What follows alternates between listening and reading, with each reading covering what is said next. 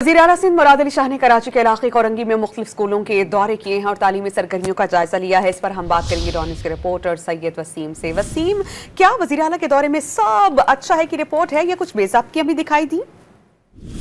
जी बिल्कुल, देखें ये सरप्राइज विजिट था और इस सरप्राइज विजिट में वज़ीर आला सिंध मुराद अली शाह ने कोरंगी के GCT हिलाल स्कूल बिलाल कॉलोनी का विजिट किया।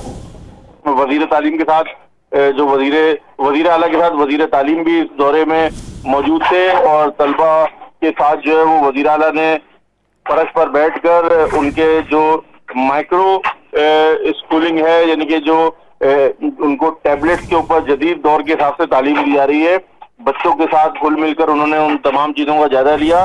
वजीर तालीम भी वजीर आला के साथ फर्श पर बैठे दिखाई दिए और उन्होंने जो है वो तलबा से जो है ना सिर्फ बातचीत की बल्कि उनका जो IQ लेवल है वो भी चेक किया। वजीर आला सिंध का ये कहना है कि जो तालीमी इदारों के साथ साथ थानों, रेवेन्यू की दफातर और जो दीगर सरकारी दफातर है उनके दौरे जो है वो जारी रहेंगे और इस तरह सरप्राइज विजिट करके इदारों के अंदर होने वाली किसी भी किस्म की गफलत पर वजीर आला सिंध का कहना है कि सख्त कार्रवाई अमल में लाई जाएगी। जी बहुत शुक्रिया, आप हमें अपडेट कर रहे थे सैयद वसीम।